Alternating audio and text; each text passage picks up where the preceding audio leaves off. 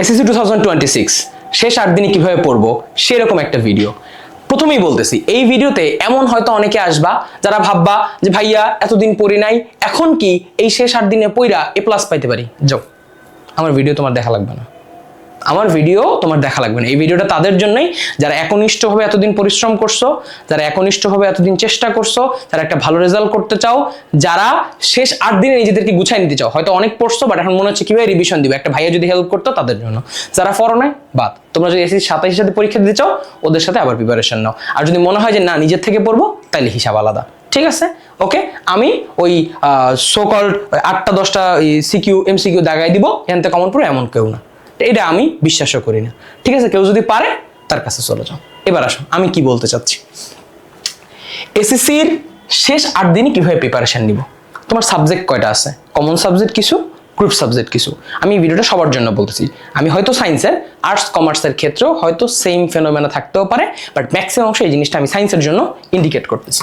আচ্ছা দেখো, তোমার সাবজেক্ট কতগুলো ভাইয়া? তোমার সাবজেক্ট আছে কি কি? প্রথমে বাংলা দিয়ে শুরু করি। দেখো বাংলা ফার্স্ট, যেহেতু আজকে হচ্ছে 9 তারিখ, তুমি এই বাংলা ফার্স্ট পড়া শুরু করবা 18 তারিখ রাত্রে থেকে।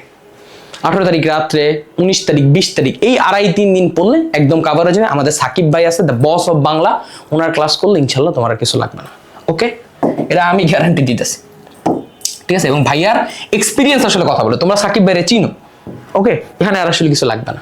তুমি বাংলা ফার্স্টের এমসিকিউ যা আছে সব 18 তারিখ রাতের থেকে। তাহলে আপাতত বাংলা ফার্স্ট পড়ো না, আপাতত আমার কথাটা শুনো, বাংলা ফার্স্ট পড়ো না। তারপর বাংলা সেকেন্ড। এখন এইটা পড়ো, এটার কি পড়বা? এটা কি রচনা পড়বা? না, সাকিব ভাই তোমাদের জন্য একটা সাজেশন তো দিবেই। তোমরা এখন এটার এমসিকিউ পড়ো। দেখো আমাদের ভাইয়া কিন্তু অলরেডি ভিডিও দিয়ে রাখছে, অলরেডি প্রায় 30-40 হাজারের বেশি ভিউ হয়ে গেছে। ওইখানে ভাইয়া হচ্ছে 5 ঘন্টা 5.5 ঘন্টা একটা ক্লাস দিছে, ওই ক্লাসে সবকিছু শেষ করানো হয়েছে। ভাইয়ার এমসিকিউ ভিডিওটা আস্তে ধীরে প্রতিদিন 1 ঘন্টা এভাবে করে দেখে শেষ করে ফেলো। এই প্রত্যেকটা দিন তুমি এই ভিডিওটা দেখো, আস্তে আস্তে তোমার এমসিকিউ দুর্বলতা কাটায় ফেলো। বাংলা সেকেন্ড পেপার পড়ো। এবার ইংলিশ ফার্স্ট। দেখো ইংলিশ ফার্স্ট এখন পড়ার সময় নাই। কেন সময় নেই? কারণ তোমার এখন গ্রুপ সাবজেক্ট রিভিশন দিতে হবে। তুমি ইংলিশ ফার্স্ট পেপারটাকে আপাতত স্কিপে রাখতে পারো। আমার ক্ষেত্রে আমি এটাই করছিলাম, এবং আমি আরো অনেকের সাথে কথা বলছি, যে মিরাজ, ঠিক আছে, কিবরিয়া, আমাদের ওদের সাথে যারা এখন আমরা ধরো যারা হচ্ছে মোটামুটি এসএসসিতে খুব ভালো রেজাল্ট করছে, এবং যাদের একাডেমিক ক্যারিয়ার এবং আপকামিং এইচএসসি ইন্টারমিডিয়েটে যারা ভালো করছে। ইভেন ইমন ভাই, আমাদের সব থেকে এই পুরো এফটির মধ্যে অন্যতম ব্রিলিয়ান্ট মানুষ হচ্ছে ইমন ভাই, ওনার কাছেও ঠিক সেম সাজেশনটাই আমরা পাইছি, ঠিক আছে? ইংলিশ সেকেন্ড পেপারে তুমি এখন যেটা করতে পারো, এই সাবজেক্টটাকে তোমার পড়তে হবে। এটাতে কি পড়বা দেখো, নবদূত, অথবা তোমার কাছে যে টেস্ট পেপার আছে, নবদূত টেস্ট পেপার, কেউ যদি আমাদের বই কিনে থাকো সেই টেস্ট পেপার, এনিথিং আছে, ওই যে টেস্ট পেপারটা আছে, ওই টেস্ট পেপারের যতগুলো মডেল কোশ্চেন তোমার পক্ষে সলভ করা পসিবল, যতগুলো বোর্ড আছে, ধরো রাইট ফর্ম অফ ভার্স পড়তেছো, যতগুলো বোর্ড আছে একদম গত 10 বছর 12 বছরে থরলি প্রশ্ন সলভ করো। থরলি, ভুল হোক, পারতেছো না, দরকার নেই, তুমি লাগলে এটা মুখস্থ করে ফেলো। এখন এটা বললে খুব খারাপ লাগতেছে, ঠিক আছে? ভাইয়া কিন্তু ওই ইংলিশ টেস্টটা সলভ করে করে ভালো করছে, ঠিক আছে? এমন হয়েছে যে এই প্রশ্নটা একই রকম প্রশ্ন দেখতে দেখতে ওয়ার্ডস আর দেখা লাগে না, ডাইরেক্ট অ্যান্সার মুখস্থ হয়ে গেছিল। সো তুমি এই 8-10 দিন একদম থরলি সলভ করে ফেলো। এটা অ্যাজ আ সিনিয়র হিসেবে তোমার অ্যাডভান্টেজ দেওয়ার জন্য বলতেছি। লার্ন এক জিনিস, আমরা আসলে ল্যাঙ্গুয়েজ লার্ন করতে পারি না, গত 12 বছর চেষ্টা করেও পারি নাই, দেখবা আপকামিং ইয়ার্সেও পারবা না, দেখবা সমস্যা হয়ে যাবে। সো তুমি কি করো, এখন তো পরীক্ষা ভালো করতে হবে, তোমার যদি এটাতে উইকনেস থাকে তুমি একদম বোর্ড সলভ করো, আর যদি কারো উইকনেস না থাকে সেক্ষেত্রেই করতে পারো। আমার ক্ষেত্রে কেন ছিল, আমরা আসলে মুভি দেখে ইংলিশ শেখা মানুষ, বুঝছো? আমার ধরো ভোকাবুলারি কমে যায়, আমি ইংলিশ ভুল বলি, এটা বলতে আমার কোনো সমস্যা নেই, তখন আমি কি করি, 2টা সিরিজ দেখি, 3টা সিরিজ দেখি, একটা মুভি দেখি। মুভি দেখলে আবার হচ্ছে ব্রেইনে ওয়ার্ডগুলো, ভোকাবুলারিগুলো, ফনেটিক্সগুলো চলে আসে, তখন আবার ধরো মোটামুটি ঠিকঠাক লিখতে পারি বা বলতে পারি। তাও গ্রামাটিক্যাল মিস্টেক থাকে, কিন্তু যেহেতু এটা গ্রামার, তাই তুমি হচ্ছে বোর্ডের যতগুলো প্রশ্ন আছে ওগুলো সলভ করে ফেলো। তোমার হাতে যদি সময় থাকে তুমি একটু ক্যাডেটের প্রশ্নগুলো সলভ করে ফেলো, ক্যাডেট লেভেলের। ওকে, তারপরে জিলা স্কুল পারলে কইরো, না পারলে দরকার নেই, ক্যাডেট পর্যন্তই আমার ক্ষেত্রে মনে হয় ইনাফ। ওকে, আচ্ছা ভাইয়া এইবার আসেন, এইগুলা তো হইল। এবার অনেকের একটা উইকনেস থাকে, বিজিএস অথবা ইসলামিক, যে কোনো একটা সাবজেক্ট তুমি চুজ করো, যে কোনো একটা সাবজেক্ট চুজ করো। একটা সাবজেক্ট চুজ করে ধরো রিলিজিয়ানের 4টা চ্যাপ্টার আর বিজিএস এর 4টা চ্যাপ্টার। অনেকের 2টাতে সমস্যা থাকে, অনেকে একটাতে সমস্যা থাকে। আমি বলতেছি সেফ পয়েন্টে থাকার জন্য প্রত্যেকটা দিন একটা করে চ্যাপ্টার পড়ো। রিলিজিয়ানের একটা করে চ্যাপ্টার, বিজিএস এর একটা করে, তাহলে রিলিজিয়ানের 4টা, বিজিএস এর 4টা, মোট 8টা চ্যাপ্টার শেষ করবা, ঠিক আছে? রিলিজিয়ান থেকে অর্ধেক, বিজিএস থেকে অর্ধেক, যে চ্যাপ্টারগুলো তোমার কাছে টাফ লাগে, কি করবা, টাফ লাগে ওই চ্যাপ্টারগুলো শেষ করে ফেলো, ওই চ্যাপ্টারগুলো একবার করে রিভাইজ দিয়ে ফেলো। যে জীবনে পড়ো নাই ভাই তার জন্য কিছু বলার নেই, কিভাবে রিভিশন দিবা ওইটা বলতেছে। যেগুলো টাফ লাগে প্রতিদিন একটা করে চ্যাপ্টার শেষ করে ফেলো, গেল এইটা রিভিশনে এই পর্যন্ত শেষ। এইবার আসো দ্য মোস্ট ইম্পর্টেন্ট থিং, যেটা বলতেছিলাম যে এই বছর সব থেকে টাফেস্ট প্রশ্ন হওয়ার চান্স আছে কোথায়, এমসিকিউতে জেনারেল ম্যাথের। ভাইয়ার অ্যানালাইসিস বলতেছে এই বছরে সব থেকে টাফেস্ট জেনারেল ম্যাথের এমসিকিউ হওয়ার সুযোগ থাকতেছে, এবং বিজিএস অথবা English second paper according to the analysis. এখন আমি এই দুটো সাবজেক্ট অ্যানালাইসিস করিনি, সো আমি দুটোতে বলতে পারবো না, কিন্তু তোমাকে অবশ্যই মাথায় রাখতে হবে যে বিজিএস বাদ দিয়ে তুমি যদি চিন্তা করো যে জেনারেল ম্যাথ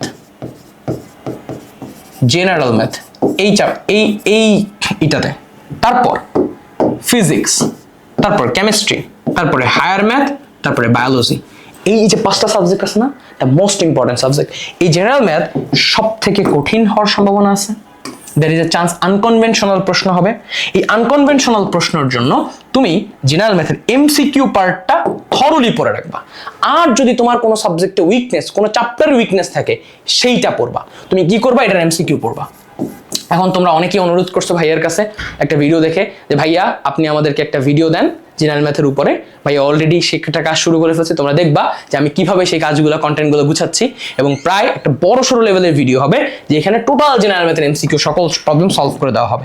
এখন তোমরা এই ভিডিওর নিচে জানাইতে পারো যে ভাইয়ার তোমরা এই এমসিকিউ ক্লাসটা চাও কিনা, আদৌ চাও কিনা, অনেকেই বলছো, বাট তোমরা আজকেও জানাইতে পারো যে তোমরা এমসিকিউ ক্লাসটা চাও কিনা। এই একটা এমসিকিউ ক্লাসে ক্যাডেট, জিলা স্কুল থেকে সব কিছু ইনশাআল্লাহ সলভ করানো হবে।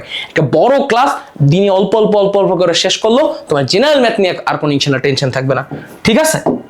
আচ্ছা, এবার কবে এই ভিডিওটা আসতে পারে, কবে নাগাদ আসতে পারে, তোমরা যদি চাও, তোমরা কবে চাও সেটাও বলতে পারো।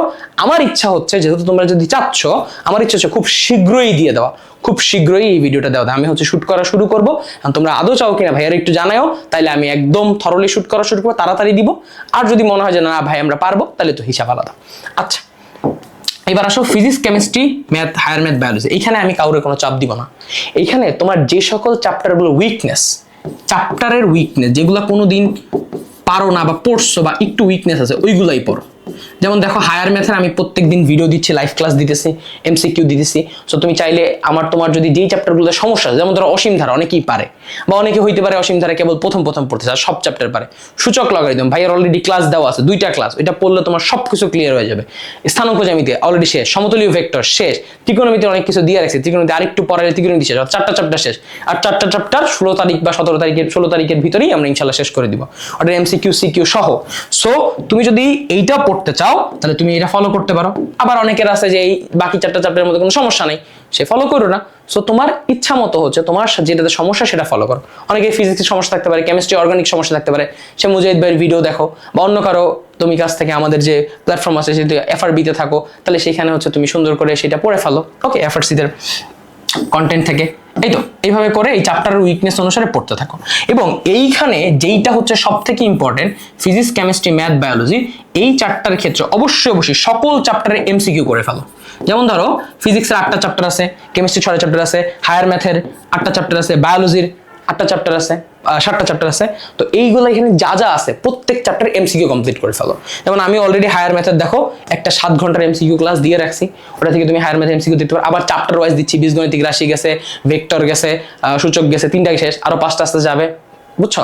তো এরকম করে প্রত্যেক চ্যাপ্টারের ক্লাস যাবে, তো তুমি ওইটা ফলো করতে পারো, ঠিক আছে? তো এই math, physics, higher math, biology, এইগুলোর জন্য তুমি হচ্ছে যেখানে করবা, ওইটা করবা, আর এমসিকিউটা একদম শেষ করে ফেলো। ফিজিক্সের এমসিকিউ থরলি সলভ করো। এবার কথা হচ্ছে ভাইয়া এত কিছু একসাথে পড়বো কেমনে, তুমি দিনের ভিতরে কিভাবে টাইম ডিস্ট্রিবিউশনটা করবা। দেখো ইংলিশের জন্য তুমি সর্বোচ্চ দিনে 2 আওয়ার্স করো, 2 to 3 আওয়ার্স, ঠিক আছে? যার যদি প্রবলেম বেশি থাকে 3 আওয়ার্স। এটার জন্য দিনে 1.5 আওয়ার্সের বেশি দিও না, ঠিক আছে? একদম এটা পড়বা হচ্ছে সিকিউ এবং বইয়ের ইম্পর্টেন্ট লাইন, বই পড়তে যাও না এটার ক্ষেত্রে। এর স্ট্র্যাটেজি কিন্তু খুবই সিরিয়াস।